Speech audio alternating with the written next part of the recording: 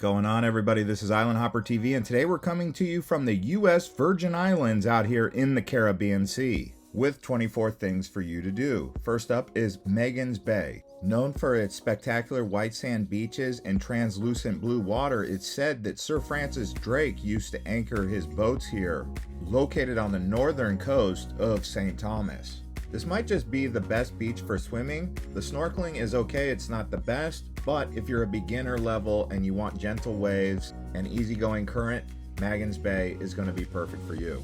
I would recommend showing up early and trying to get a place on the beach and parking because it can get busy. Another thing to do is island hop by ferry. You can actually take your rental car on board. We rented a Jeep and went on to the ferry to St. John from Red Hook. So if you get a chance, do some island hopping. The ferries are very convenient. You can go online and check the departure date and time, or you can just go down to Red Hook and get the information straight from them and book the ticket. Also, if you're not driving a rental car, it is faster to take the regular passenger ferry. And when you arrive on St. John, you're going to be in Cruz Bay, which is an area you can walk around. It's great to get breakfast here right there on the water, even dinner.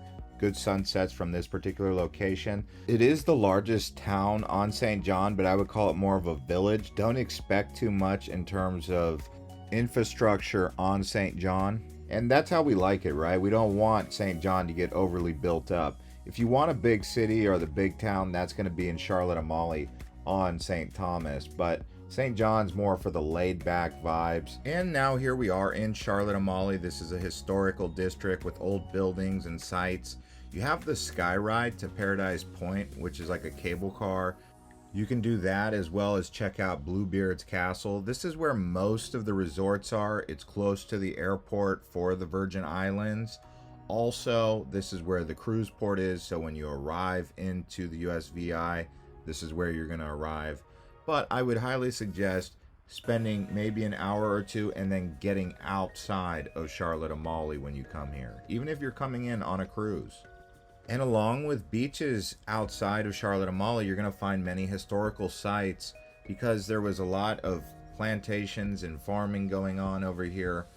It was originally called the Danish West Indies, the Kingdom of Denmark and Norway from 1754 to 1814, but then they were sold to the United States for $25 million in 1917 under the Treaty of the Danish West Indies. So there's a little bit of history for you right there.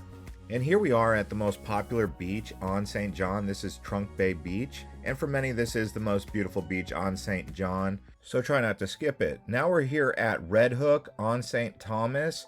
This is where I would say has the best nightlife that I experienced. Jimmy Buffett's Margaritaville is just down the road, so it's easy to come down here and party and hang out at night.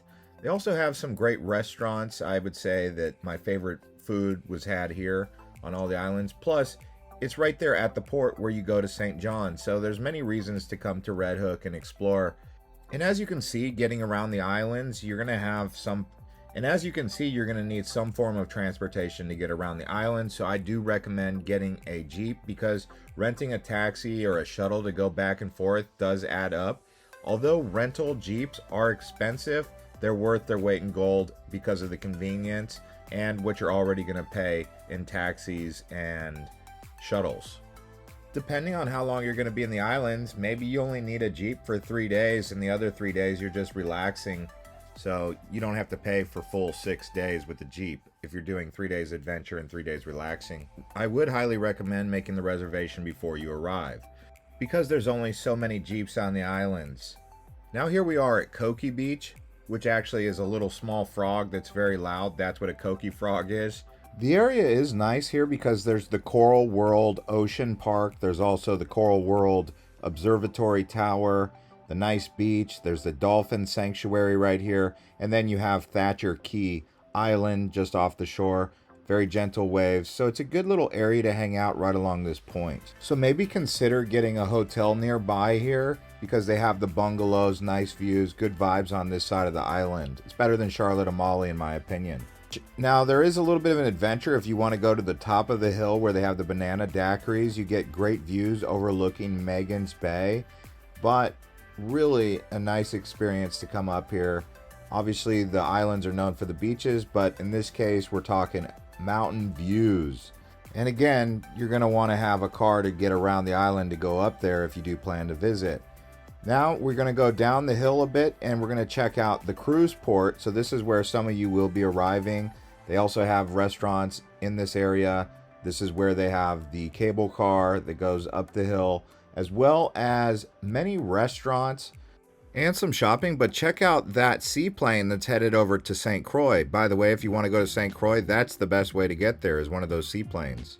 Now here we are at Hawksnest Bay.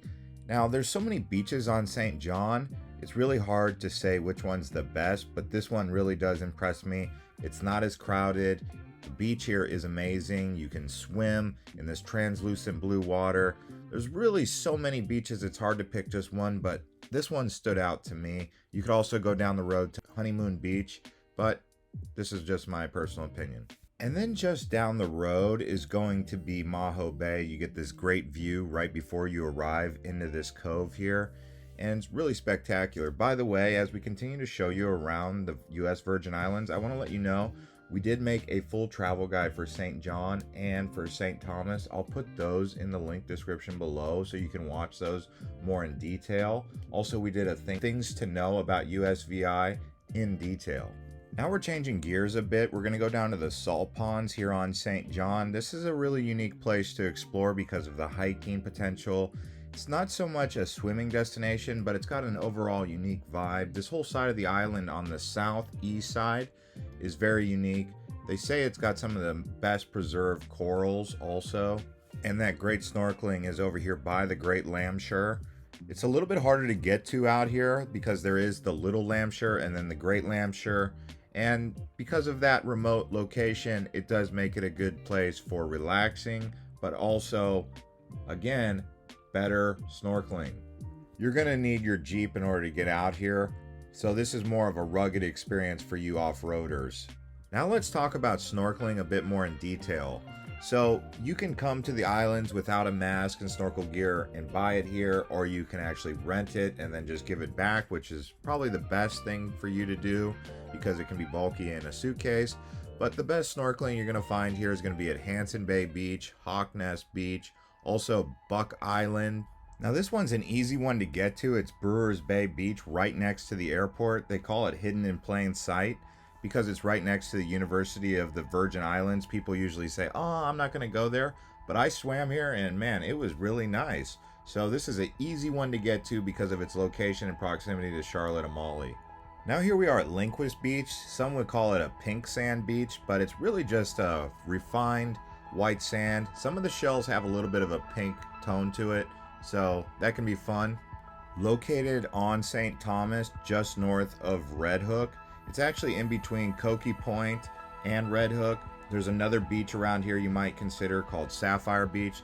This is a really relaxed area. Not too many hotels in the area, but a place you can go in the evening time or maybe even the morning since you can catch a sunrise from here. Now here we are at Hull Bay. We haven't really talked about the northwest side of St. Thomas.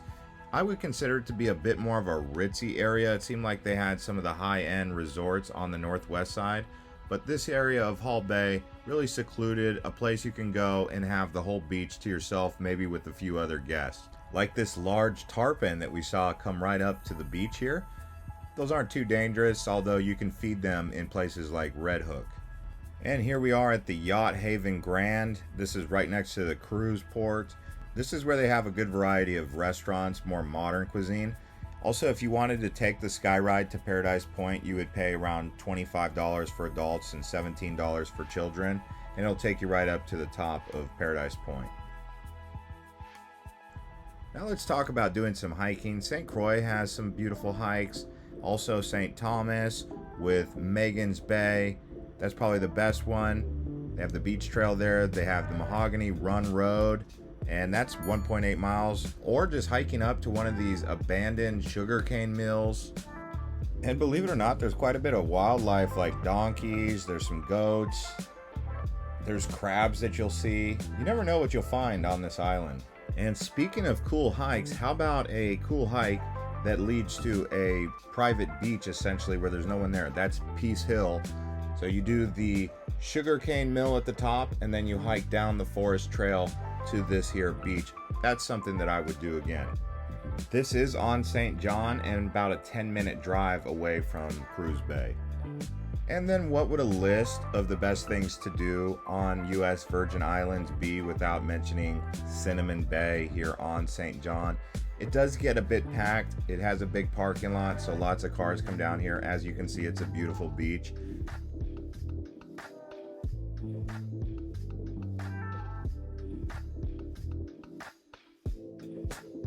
And now let's talk about the accommodations on the island. We stayed in Airbnbs, we stayed in some hotels, we looked around for other places that may be worthwhile. I found the best place to stay probably going to be base camping out of St. Thomas, unless you're gonna really hunker down, then you could stay on St. John. But I would suggest doing an Airbnb. I know hotels are convenient, but I found them to be a bit overpriced, small, and not very accommodating compared to what you can get with an Airbnb. Obviously, prices are going to play a big factor. If you can stay at Margaritaville, you're going to be happy. Now let me answer a question I got quite frequently on our other videos. Do you need a passport for USVI? And the answer is you don't need a passport if you're coming from the United States, but if you're coming from outside the United States, yes, you will. Although if you are an American, you should bring, or you will be required to bring, some form of ID, a driver's license, a passport, or something showing that you are a citizen of the United States when returning home. And on that note, that's going to conclude this episode of Island Hopper TV from USVI. If you guys enjoyed this one, consider watching some more of our other videos from the Caribbean and the US Virgin Islands. We'll see you guys on the next one.